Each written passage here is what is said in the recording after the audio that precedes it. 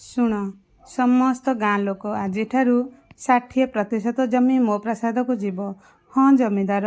କୌଣସି ଶବ୍ଦ ନଥିଲା। ହଁ ଜମିଦାର ମହାଶୟ, ଏହି ବର୍ଷ ବର୍ଷା ହୋଇନାହିଁ। ପିଲାମାନେ ଭୋକିଲା ଅଛନ୍ତି। ଦୟାକରି କିଛି ଦୟା ଦେଖାନ୍ତୁ। ଦୟା? ମୋ ପ୍ରାସାଦରେ କୌଣସି ଦୟା ନାହିଁ। କେବଳ ଆଦେଶ ପାଳନ କରାଯାଏ। ଯଦି ତୁମେ ଜମିଦାରଙ୍କ ଆଦେଶ ପାଳନ ନ କର, ତେବେ ତୁମେ ସିଧା ଜେଲକୁ ଯିବ। ଆଇନ ଗରିବମାନଙ୍କୁ ସୁରକ୍ଷା ଦେବା ପାଇଁ ତିଆରି ହୋଇଛି, ସେମାନଙ୍କୁ ଭୟଭୀତ କରିବା ପାଇଁ ନୁହେଁ। କିଏ କହିଲା? ମୁଁ କହିଲି। ତୁମର ନାମ କ'ଣ? ଅର୍ଜୁନ। ମନେ ହେଉଛି ତୁମେ ମୃତ୍ୟୁ ସହିତ ବନ୍ଧୁତା କରିଛ। ଯେଉଁମାନେ ସତ୍ୟ କୁହନ୍ତି ସେମାନେ ମୃତ୍ୟୁକୁ ଭୟ କରନ୍ତି ନାହିଁ। ହାତକଡ଼ି ଆଣ। ମୋର ଦୋଷ କ'ଣ? ଆମ ସାମ୍ନାରେ ପ୍ରଶ୍ନ ପଚାର, ଅଟକ। ଏ କିଏ? ଅନ୍ୟାୟ ଆଗରେ ତୁମେ ଚୁପ୍ ରହିପାରିବ ନାହିଁ। ତୁମେ ଗାଁରେ ନୂଆ ମନେ ହେଉଛ। ତୁମେ ଭୁଲ ସ୍ଥାନରେ ଭୁଲ ଲୋକକୁ ଦେଖିବା ବନ୍ଦ କରିଦେଇଛ। ମୋତେ ତୁମର ନାମ କୁହ। ନାମ ନେବାର ଅର୍ଥ କ'ଣ? ପ୍ରଥମେ ମୋତେ କୁହନ୍ତୁ, କାହିଁକି ଗରିବମାନଙ୍କୁ କାମ କରିବାକୁ ବାଧ୍ୟ କରାଯାଉଛି? ମୋ ଗାଁରେ ମୋତେ ପ୍ରଶ୍ନ କରନ୍ତୁ। ଯେଉଁଠାରେ ଅନ୍ୟାୟ ହେଉଛି ସେଠାରେ ପ୍ରଶ୍ନ ଉଠିବ। ଇନ୍ସପେକ୍ଟର, ତାଙ୍କୁ ମଧ୍ୟ ତାଲା ପକାଇ ଦିଅନ୍ତୁ। କୌଣସି ଅପରାଧ ବିନା ଆମେ ଏଠାରେ ଅପରାଧ ନିଷ୍ପତ୍ତି ନେଉଛୁ। ମନେ ରଖନ୍ତୁ, ଗୋଟିଏ ଦିନ ଆଇନ ତୁମକୁ ଚିହ୍ନିବ। ଆଇନ ମୋ ପକେଟରେ ରହିଥାଏ। ପକେଟ ପରିବର୍ତ୍ତନ ହେବାକୁ ବହୁତ ସମୟ ଲାଗେ ନାହିଁ। ଆଜି ଏହାକୁ ଛାଡ଼ିଦିଅ। ପ୍ରଥମେ ଭୟ ବିକଶିତ ହେବାକୁ ଦିଅ। ଏଠାରୁ ପଳାଅ। ପରବର୍ତ୍ତୀ ସମୟରେ କେହି ତୁମକୁ ରକ୍ଷା କରିବେ ନାହିଁ। ପରବର୍ତ୍ତୀ ସମୟରେ ମୁଁ ଏକା ଆସିବି ନାହିଁ। ଆଇନ ମୋ ସହିତ ରହିବ। ଆଇନ, ହସ। ପରବର୍ତ୍ତୀ ସମୟରେ ଆମେ ଭେଟିବା ସମୟରେ ମୋର ହସିବାର ପାଳି ଆସିବ। ତୁମେ କିଏ? ଏବେ ପାଇଁ ମୋତେ କେବଳ ଏକ ସାଧାରଣ ଝିଅ ବୋଲି ଭାବ। ତୁମେ ଜାଣିନାହଁ, ଯେଉଁମାନେ ଏଠାରେ ଜମିଦାରଙ୍କ ବିରୁଦ୍ଧରେ କଥା କୁହନ୍ତି ସେମାନଙ୍କର କ'ଣ ହୁଏ। ମୁଁ ଜାଣିନାହିଁ ଯେ ଭୟ ଆଗରେ ଚୁପ୍ କିପରି ରହିବେ। ତୁମର ଜୀବନ ବିପଦରେ ଅଛି। ସମ୍ମାନ ଏବଂ ନ୍ୟାୟ ଜୀବନ ଅପେକ୍ଷା ଅଧିକ ଗୁରୁତ୍ୱପୂର୍ଣ୍ଣ। ଝିଅ, ଏଠାରୁ ଚାଲିଯାଅ। ଏହି ଲୋକମାନେ କାହାକୁ ଜୀବିତ ଛାଡ଼ି ନାହାନ୍ତି। ବାବା, ତୁମେ କେତେଦିନ ଭୟରେ ବଞ୍ଚିବ? ଯେ ପର୍ଯ୍ୟନ୍ତ ତୁମେ ନିଶ୍ୱାସ ନେଉଛ ତୁମେ ଅସହାୟ। ତୁମେ କ'ଣ ଖବର ଆଣିଛ? ମହାଶୟ, ସେଇ ଝିଅଟି ଗାଁ ଛାଡ଼ି ନାହିଁ। ତା'ର ସାହସ ଦେଖ। ଲୋକମାନେ ତା ସହିତ କଥାବାର୍ତ୍ତା ମଧ୍ୟ ଆରମ୍ଭ କରିଦେଇଛନ୍ତି। ଆଜି ଆମକୁ ତା'ର ଅହଙ୍କାରକୁ ତଳକୁ ଆଣିବାକୁ ପଡ଼ିବ। ନିର୍ଦ୍ଦେଶ ଦିଅ। ରାତି ଆସିବାକୁ ଦିଅ। ତାପରେ କୌଣସି ସାକ୍ଷୀ ରହିବ ନାହିଁ। ମୁଁ ବୁଝିପାରୁଛି ମହାଶୟ। ଏକା ବାହାରକୁ ଯାଉ ନାହିଁ। ଯଦି ମୁଁ ଭୟଭୀତ ହୁଏ ତେବେ ଅନ୍ୟମାନେ ସାହସ କରିବେ ନାହିଁ। ମୋର ଦେହ ଭଲ ଲାଗୁନାହିଁ। କେବଳ ମୋ ଉପରେ ବିଶ୍ୱାସ କର। ଏଇ ଝିଅଟି ରାସ୍ତା ଅବରୋଧ କର। ରାସ୍ତା ଛାଡ଼ିଦିଅ। ଏତେ ଶୀଘ୍ର କ'ଣ? ଭୁଲ କରୁଥିବା ଲୋକଙ୍କ ସହିତ କଥା ହେବାର ଏହା ସମୟ ନୁହେଁ। ଆମର ମାଲିକ ଡାକିଛନ୍ତି। ତୁମର ମାଲିକଙ୍କୁ କୁହ, ମୁଁ ବିକ୍ରୟ ପାଇଁ ନୁହେଁ। ଶବ୍ଦ ସବୁବେଳେ କୁହାଯାଏ। ଯେଉଁମାନେ ସତ୍ୟ କୁହନ୍ତି ସେମାନେ ସବୁବେଳେ କୁହନ୍ତି। ବାଃ, ତୁମେ ନିଜେ ମୋ ପାଖକୁ ଆସିଥିଲ। ମୁଁ ଆସିନଥିଲି। ତୁମେ ରାସ୍ତା ଅବରୋଧ କରିଥିଲ।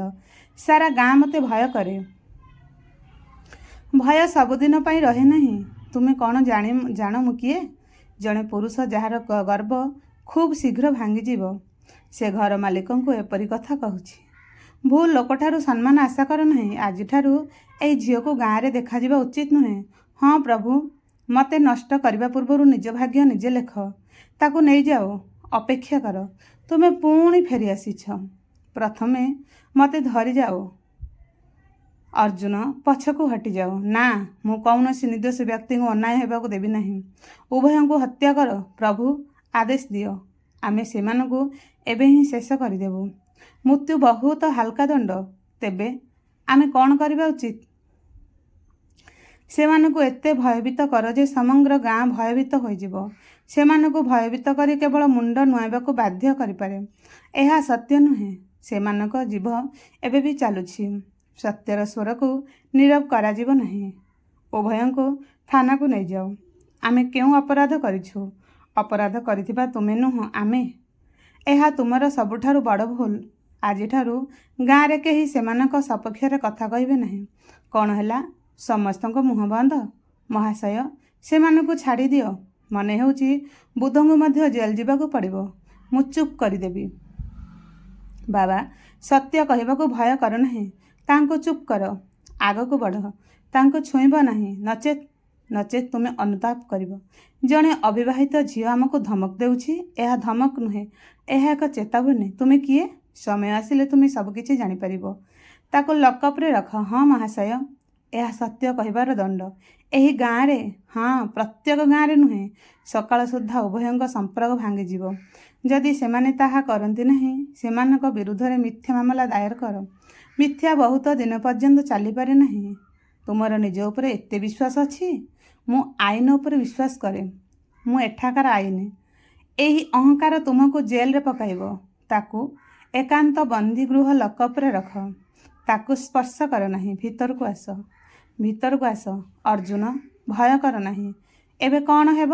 କାଲି ସୂର୍ଯ୍ୟ ତୁମ ପାଇଁ ନୁହେଁ, ବରଂ ସେମାନଙ୍କ ପାଇଁ ଉଦିତ ହେବ। ଦେଖାଯାଉ କାଲି କାହାର ଶେଷ ହେଉଛି। ବହୁତ ଶୀଘ୍ର ତୁମେ ଜାଣିପାରିବ ଯେ ତୁମେ କାହାକୁ ଶତ୍ରୁ କରିଛ। ଏବେ ମୋତେ କୁହ, ତୁମେ କିଏ? ଯେଉଁଦିନ ତୁମେ ମୋ ନାମ ଜାଣିବ, ତୁମେ ତୁମର ୟୁନିଫର୍ମ ରକ୍ଷା କରିବାକୁ ଭିକ୍ଷା କରିବ।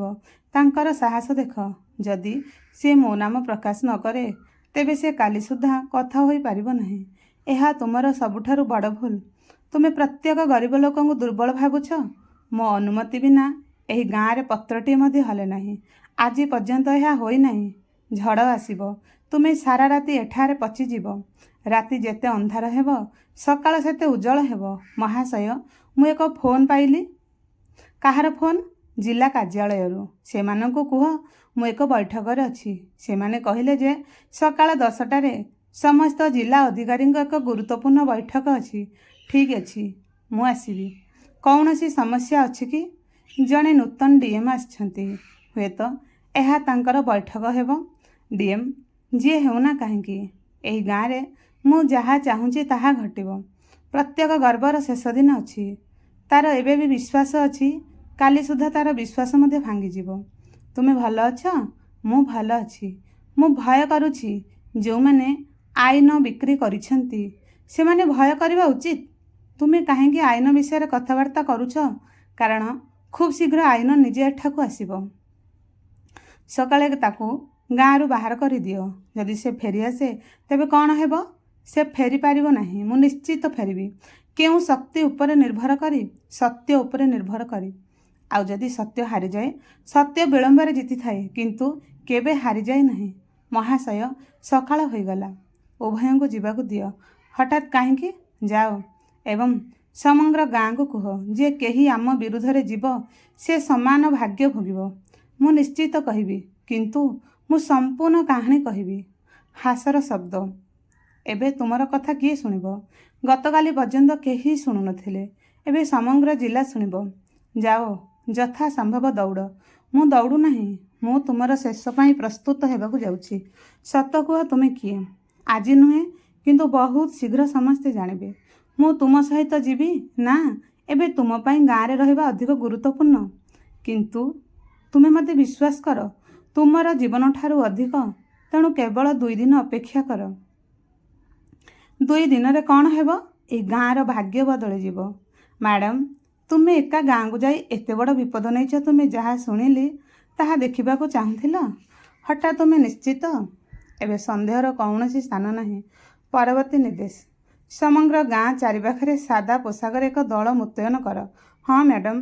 ସ୍ଥାନୀୟ ପୁଲିସ ଷ୍ଟେସନ ଏହାର ଟିକିଏ ବି ପାଇବା ଉଚିତ ନୁହେଁ। ଇନ୍ସପେକ୍ଟର ଜଡ଼ିତ। କେବଳ ଜଣେ ନୁହେଁ, ସମଗ୍ର ଖେଳ ତାଙ୍କ ନିଜସ୍ୱ ଭାବରେ ଚାଲିଛି। ସେହି ଝିଅଟି ଫେରିଆସିଲା? ନା ମହାଶୟ, ସେ ନିଶ୍ଚୟ ଭୟଭୀତ ହେବ। ମୁଁ କହିଥିଲି, ଲକଅପ୍ରେ 2 ରାତି ସବୁଠାରୁ ବରିଷ୍ଠ ଲୋକଙ୍କ ଅହଙ୍କାରକୁ ମଧ୍ୟ ଦୂର କରିଦିଏ। ଏବେ ଗାଁରେ ଆଉ ଏକ ଘୋଷଣା କର। ତୁମେ କ'ଣ ଘୋଷଣା କରିବାକୁ ଚାହୁଁଛ? କାଲି ସକାଳେ ରାମୁର ଜମି ଜବରଦଖଲ କରାଯିବ ଏବଂ ଯିଏ ହସ୍ତକ୍ଷେପ କରିବ, ସେ ସିଧା ଜେଲକୁ ଯିବ। ମହାଶୟ, ଏହା ମୋର ଶେଷ ଜମି। ଆଜି ପର୍ଯ୍ୟନ୍ତ ଏହା ମୋର ଥିଲା ଏବଂ କାଲିଠାରୁ ଏହା ମୋର ହେବ। ମୋର ପିଲାମାନେ ଭୋକରେ ମରିଯିବେ। ମୁଁ ତୁମ ପିଲାମାନଙ୍କ ବିଷୟରେ ଚିନ୍ତା କରେ ନାହିଁ। ଭଗବାନଙ୍କୁ ଭୟ କର। ଏହି ଗାଁରେ ଭଗବାନ ମଧ୍ୟ ମୋ ଅନୁମୋଦନ ନେଇ ନିଶ୍ୱାସ ନିଅନ୍ତି। ମ୍ୟାଡ଼ାମ୍, ଖବର ନିଶ୍ଚିତ ହୋଇଛି। ସେ କେତେବେଳେ ଆସିବେ? ସକାଳ 8ଟାରେ ବୁଲଡୋଜର ସହିତ। ବହୁତ ଭଲ। ଦଳ ପ୍ରସ୍ତୁତ? କ୍ୟାମେରା ମଧ୍ୟ ପ୍ରସ୍ତୁତ ରଖନ୍ତୁ। ହଁ ମ୍ୟାଡ଼ାମ୍, ଆଜି କେବଳ ଗିରଫ ହେବ ନାହିଁ, ତାପରେ ସମଗ୍ର ଜିଲ୍ଲା ଜାଣିବ ଯେ ଆଇନ ବିକ୍ରି ହୁଏ ନାହିଁ। କାଲିର ସୂର୍ଯ୍ୟ ମୋର ହେବ ଏବଂ ଯିଏ ଆଗକୁ ଆସିବ ମୁଁ ସେମାନଙ୍କର ନାମ ଏବଂ ଚିହ୍ନ ପୋଛିଦେବି। ନା, କାଲିର ସୂର୍ଯ୍ୟ ତୁମର ଅହଙ୍କାରର ଶେଷ ସୂର୍ଯ୍ୟ ହେବ। ବୁଲଡୋଜରକୁ ଆଗକୁ ଘୁଞ୍ଚାଅ। ନା ମହାଶୟ, ମୋ ଜମି ନିଅ ନାହିଁ, ତାକୁ ହଟାଅ।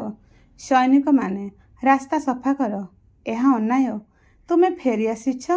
ଯେ ପର୍ଯ୍ୟନ୍ତ ମୁଁ ବଞ୍ଚିଛି ମୁଁ ଅନ୍ୟାୟ ବିରୁଦ୍ଧରେ ଠିଆ ହେବି। ତାକୁ ଧର। ହଁ ମହାଶୟ, ମୋତେ ଛାଡ଼ିଦିଅ। ମୋ ପୁଅକୁ ମାରିଦିଅ ନାହିଁ। ଯିଏ ଆଗକୁ ଆସିବ ସେ ସମାନ ଭାଗ୍ୟର ସମ୍ମୁଖୀନ ହେବ। ଅପେକ୍ଷା କର। କିଏ? ପୁଣି ସେଇ ଝିଅ? ହଁ, ମୁଁ ଫେରି ଆସିଛି। ମୁଁ ତୁମକୁ କହିଥିଲି ଆଉ ଥରେ ନ ଆସିବାକୁ। ମୁଁ ତୁମକୁ ଏହା ମଧ୍ୟ କହିଥିଲି ଯେ ପରବର୍ତ୍ତୀ ସମୟରେ ଆଇନ ତୁମ ସହିତ ରହିବ। ତୁମେ ଏକା ଆସିଛ। ସତ୍ୟ କେବେ ଏକା ଥାଏ ନାହିଁ। ଦୂରକୁ ହଟିଯାଅ, ନଚେତ୍ ତୁମ ଉପରେ ମଧ୍ୟ ବୁଲଡୋଜର ଚଢ଼ିଯିବ। ପ୍ରଥମେ ପଛକୁ ଦେଖ। ତୁମ ପଛରେ କ'ଣ ଅଛି ମହାଶୟ? ଅନ୍ୟ ଏକ ସରକାରୀ ଗାଡ଼ି ଆସୁଛି। କ'ଣ ମହାଶୟ, ଏକ ପୂର୍ଣ୍ଣବାହିନୀ ଅଛି? ସେମାନଙ୍କୁ କିଏ ଡାକିଲା? ମୁଁ। ତୁମେ କିଏ? ସତର୍କ ରୁହ। ଜୟ ହିନ୍ଦ। ଜୟ ହିନ୍ଦ ମ୍ୟାଡ଼ାମ୍। ମ୍ୟାଡ଼ାମ୍ କ'ଣ ହେଉଛି? କିଏ madam? DM madam. DM madam?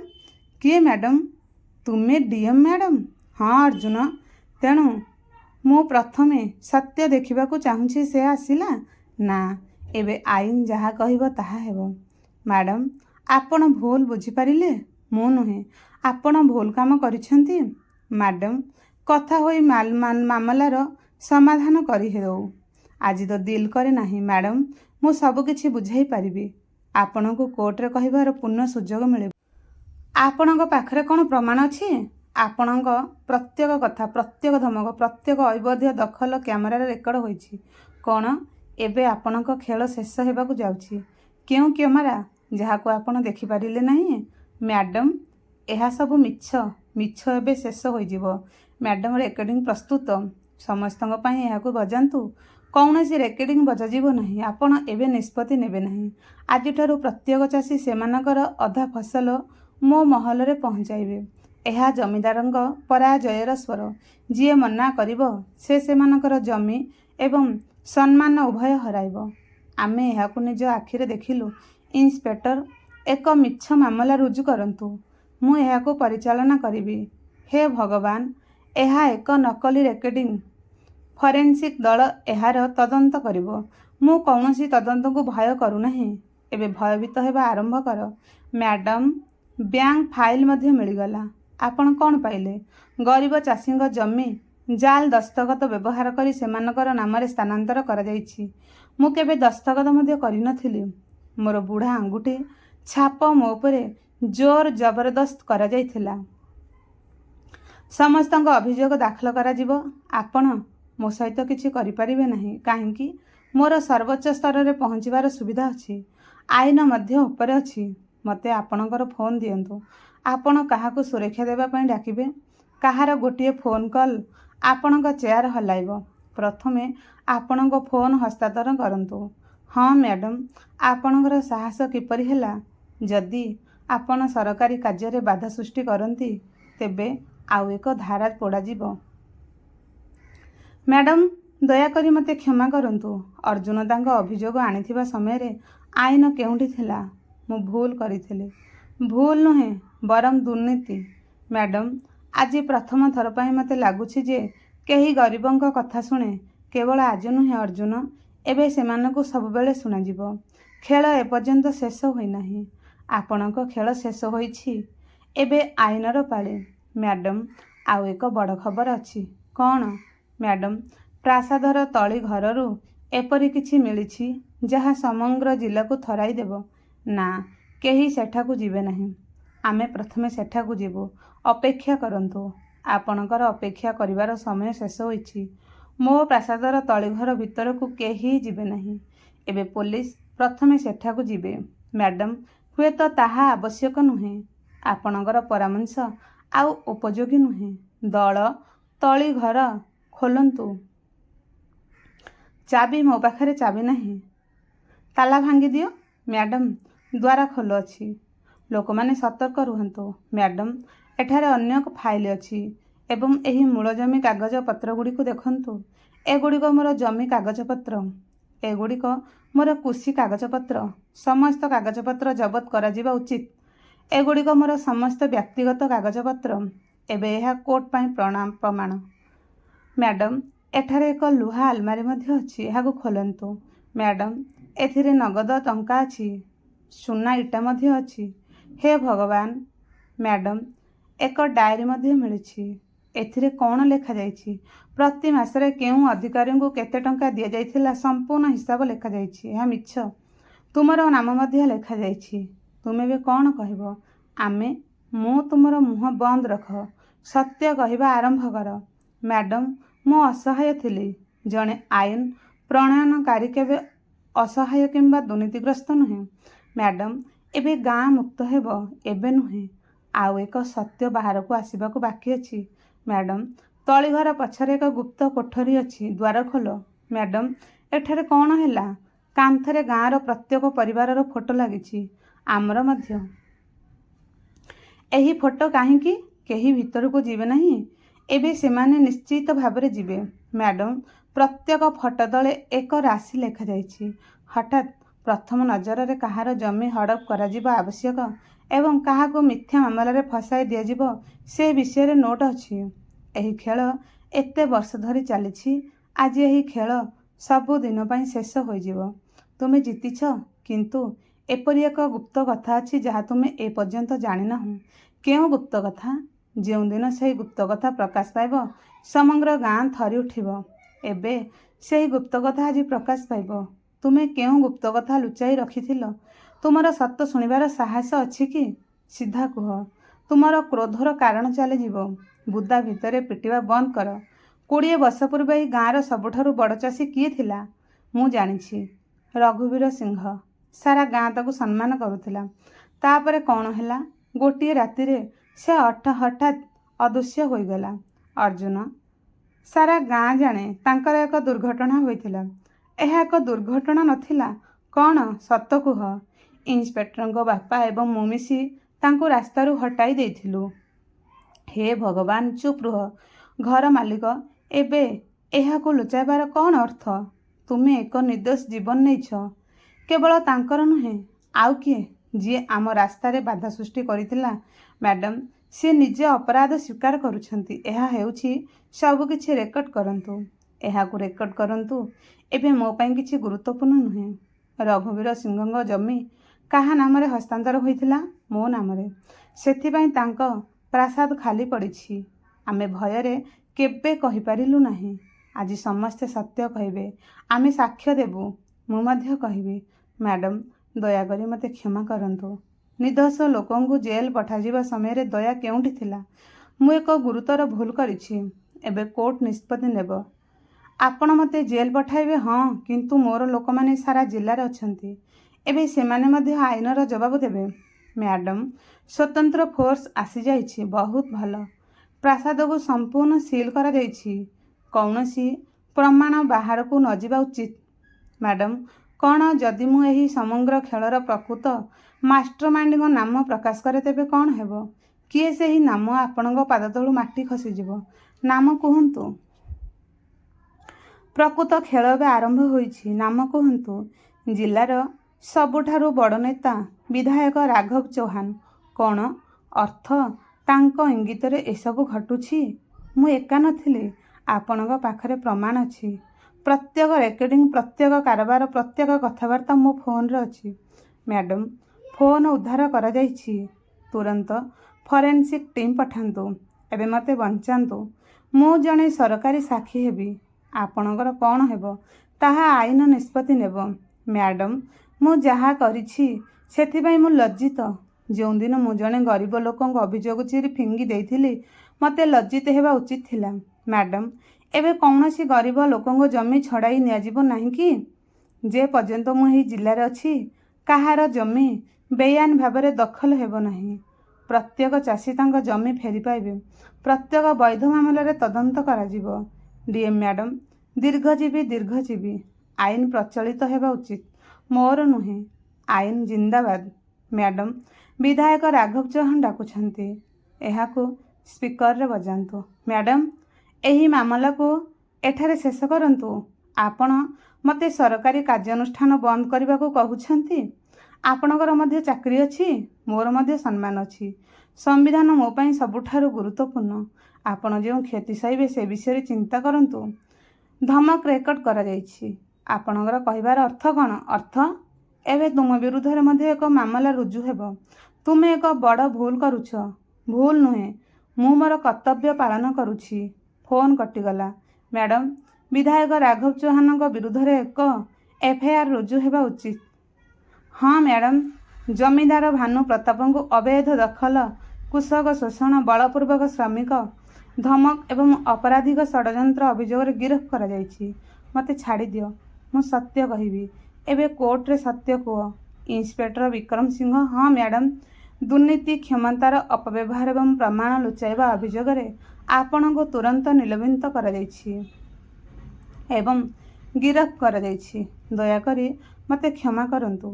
ଯେଉଁମାନଙ୍କର ଜୀବନ ତୁମେ ନଷ୍ଟ କରିଛ ସେମାନଙ୍କୁ କ୍ଷମା ମାଗ। ମ୍ୟାଡ଼ାମ୍, ଆଜି ପ୍ରଥମ ଥର ପାଇଁ ମୁଁ ଅନୁଭବ କରୁଛି ଯେ ସତ୍ୟର ଜୟ ହୁଏ। ସତ୍ୟର ଜୟ ହୁଏ ଯେତେବେଳେ ଭୟରେ କେହି ନୀରବ ରୁହନ୍ତି ନାହିଁ। ଯଦି ସେଦିନ ଅର୍ଜୁନ ସ୍ୱର ଉଠାଇ ନଥାନ୍ତେ ତେବେ ହୁଏତ ଏହି ଗାଁ ଭୟରେ ବଞ୍ଚିଥାନ୍ତା। ଏବେ ଆମେ ଅନ୍ୟାୟ ଆଗରେ କେବେ ନୀରବ ରହିପାରିବୁ ନାହିଁ। ଯିଏ ଅନ୍ୟାୟ କରେ ସେ ଦୋଷୀ, କିନ୍ତୁ ଯିଏ ଅନ୍ୟାୟ ଦେଖି ଚୁପ୍ ରହିଥାଏ ସେ ସମାନ ଦୋଷୀ। ଆଜିଠାରୁ ଏହି ଗାଁ ଭୟ ଦ୍ୱାରା ନୁହେଁ, ଆଇନ ଦ୍ୱାରା ପରିଚାଳିତ ହେବ। ଆଇନ ଦୀର୍ଘଜୀବୀ ହେଉ। ଏବଂ ଆଉ ଗୋଟିଏ କଥା, ହଁ ମ୍ୟାଡ଼ାମ୍, ଯେ କୌଣସି ଗରିବ ବ୍ୟକ୍ତି ନ୍ୟାୟ ପାଇଁ ସିଧାସଳଖ ଆଇନର ଦ୍ୱାରସ୍ଥ ହେବା ଉଚିତ, ଜମିଦାରଙ୍କ ଦ୍ୱାରସ୍ଥ ନୁହେଁ। ହଁ ମ୍ୟାଡ଼ାମ୍, ଏବେ ଏହି ଗାଁରେ କାହାର ପରିଶ୍ରମ ଚୋରି ହେବ ନାହିଁ। ଆଜି ପ୍ରକୃତରେ ଏକ ନୂତନ ପ୍ରଭାତ। ଯଦି ଆପଣ ଭିଡ଼ିଓଟି ପସନ୍ଦ କରିଛନ୍ତି ଦୟାକରି ଚ୍ୟାନେଲକୁ ସବସ୍କ୍ରାଇବ୍ କରନ୍ତୁ ଏବଂ ମନ୍ତବ୍ୟରେ ଆପଣଙ୍କର ମତାମତ ଦିଅନ୍ତୁ। ପରବର୍ତ୍ତୀ ଭିଡ଼ିଓରେ ଦେଖାହେବ। ଏହି ଭିଡ଼ିଓରେ ପଢ଼ିଲା ବେଳେ ଯଦି କିଛି ତ୍ରୁଟି ଅଛି ଆପଣମାନେ ଆପଣଙ୍କର ଖୋଲା ହୃଦୟରେ କ୍ଷମା କରନ୍ତୁ। ରହୁଛି, ନମସ୍କାର।